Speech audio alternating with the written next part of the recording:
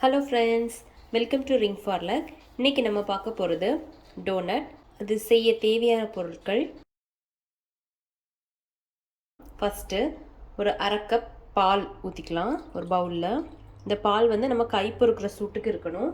ஒரு 1 teaspoon sugar, 1 teaspoon east இது போட்டு நல்லா மிக்ஸ் பண்ணிக்கலாம். இது ஒரு 5 நிமிஷம் அப்படியே வச்சுக்கலாம். ஈஸ்ட் வந்து ஆக்டிவேட் ஆகட்டும். இப்போது ஈஸ்ட் நல்லா ஆக்டிவேட் ஆகிடுச்சு. இப்போ அடுத்தது நம்ம மாவு பிசைஞ்சிக்கலாம்.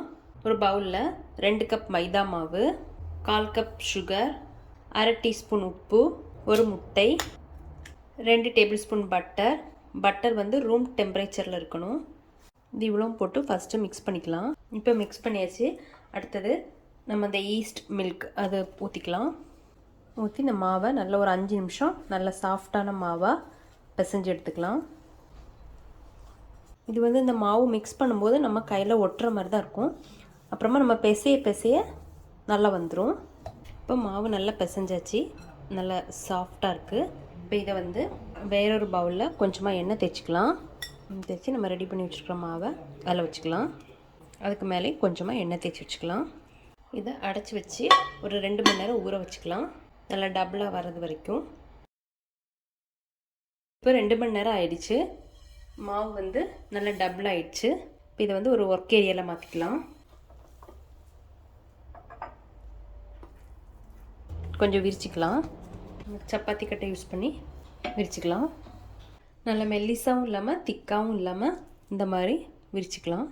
அதுக்கப்புறமா இது மாதிரி ஒரு 2 மூடி எடுத்துக்கலாம். கொஞ்சம் பெருசு, அதை விட கொஞ்சம் சின்னது. ஃபஸ்ட்டு பெருசு வச்சு கட் பண்ணிக்கலாம். அடுத்தது சென்டரில் அந்த சின்ன மூடி வச்சுக்கலாம்.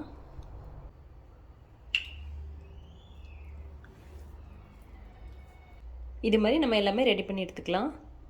இதில் மீதி இருக்க மாவையும் நம்ம இது மாதிரி பருத்தி எடுத்துக்கலாம். இப்போ எல்லாமே ரெடி பண்ணியாச்சு. நான் மீதி இருக்கிற மாவுலேயும் இந்த மாதிரி சின்னதாக உருட்டி வச்சுருக்கேன். இதை வந்து ஒரு அரை மணி நேரம் அப்படியே வச்சுக்கலாம். இப்போ அரை மணி நேரம் ஆயிடுச்சு. இனி நம்ம ஃப்ரை பண்ணி எடுத்துக்கலாம். எண்ணெய் காஞ்சதுக்கப்புறமா இப்போ எண்ணெய் காஞ்சிடுச்சு, நம்ம போட்டு ஃப்ரை பண்ணிக்கலாம். மிதமான தீயில வச்சு ஃப்ரை பண்ணி எடுத்துக்கலாம். கோல்டன் ப்ரௌனாக ஆனதுக்கப்புறமா நம்ம எடுத்துக்கலாம். இப்போ திருப்பி போட்டுக்கலாம். இப்போ ரெடி ஆகிடுச்சு, நம்ம எடுத்துடலாம். இது மாதிரி எல்லாமே நம்ம ஃப்ரை பண்ணி எடுத்துக்கலாம்.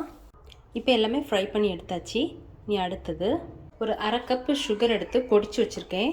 அது கூட ஒரு 1லேருந்து ஒரு 2 டேபிள் ஸ்பூன் பால் ஊற்றிக்கலாம். ஊற்றி இதை நல்லா மிக்ஸ் பண்ணிக்கலாம். நல்லா மிக்ஸ் பண்ணியாச்சு. அடுத்தது நம்ம ரெடி பண்ணி வச்சுருக்க டோனட்ஸை அதில் லைட்டாக முக்கி எடுத்துக்கலாம். இது மாதிரி எல்லாமே ரெடி பண்ணி எடுத்துக்கலாம். அவ்வளோதான், இப்போ டோனட் ரெடி ஆயிடுச்சு. நீங்களும் வீட்டில் ட்ரை பண்ணி பாருங்கள். பிடிச்சிருந்தா லைக் பண்ணுங்கள், சப்ஸ்கிரைப் பண்ணுங்கள். தேங்க்ஸ் ஃபார் வாட்சிங்.